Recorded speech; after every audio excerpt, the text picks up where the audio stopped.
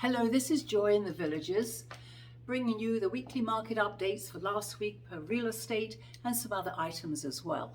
So let me read you what went on last week in our real estate market. We actually had 38 new listings that came on the market. We sold 27 and we had 29 new escrows put into title escrow here. That's good, better than the week before. We were coming off that hurricane. We did have 44 price decreases. Last week we had 45, so sellers are having to, considering how many properties are on the market, we are looking at a substantial number of price decreases as we're moving forward. Currently we have about 231 homes for sale in the villages. Mortgage rates about 6.89 up to 7.1, 30-year fixed. Check with your lender. That's not helping anybody either. I did want to say that we all know, especially as realtors, how difficult this is for some of our clients. It's not easy when you're a seller in today's market, feeling like you've missed a market that was going on a year ago and everybody got multiple offers, and here you are today, you put your property on the market and suddenly you're not getting the attention or the offers or everything that you thought you might. I can only say try to hang in there. The average days on the market right now would be 35 to 45 days. Most of these properties with price decreases have been on the market longer than that. All those multiple offer situations appear to be a thing of the past. Are they still happening? Very rarely. Most people are having to take a price or a sale price lower than the listed price that they have on the market.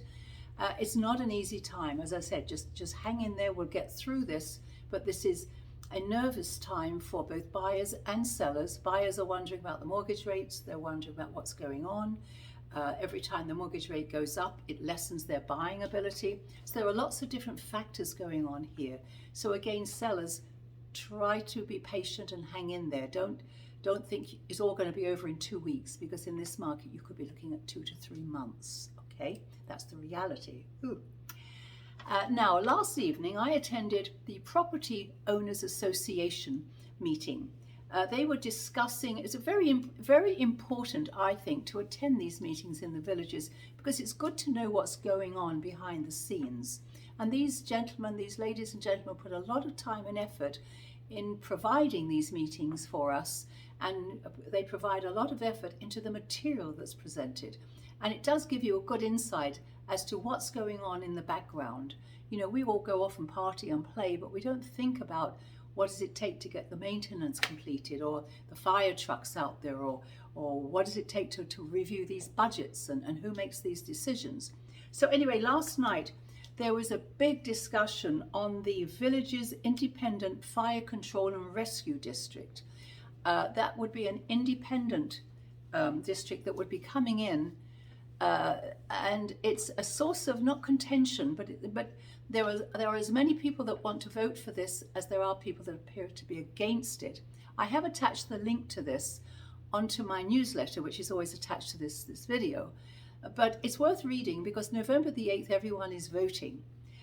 Sumter County particularly is affected by this. There are more residents coming on in Sumter County. There's a lot of building going on down by Highway 75, the freeway there. So as more people move in, these services, there'll be more services required. So as a homeowner here, you do need to know who's paying for it, how much, what's going to be necessary, etc. I think that's important anyway. There was another item that one of the homeowners brought up that I thought was interesting as well, and that's, thank you Hurricane Ian, all of probably our property insurance premiums will be going up next year.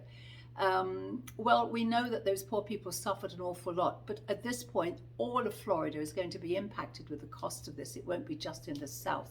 So I just wanted to bring that to your attention. He felt that there would be quite the increase. Nobody knows yet what's going on, but apparently it's on the table and it affects all of us, and we'll all be paying for that awful hurricane that came through.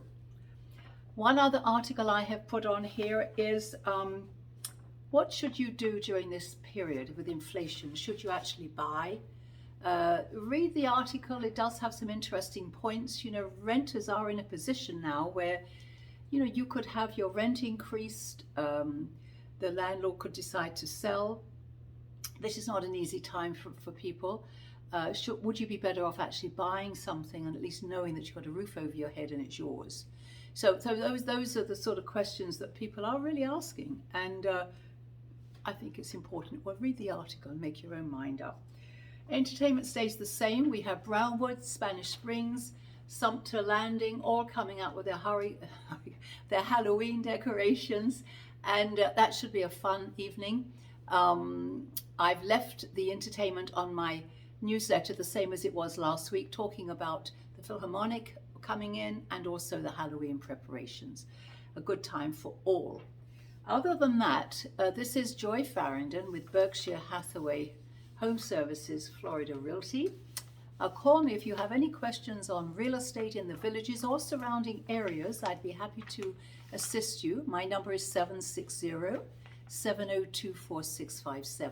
We'll see you next week, and thank you.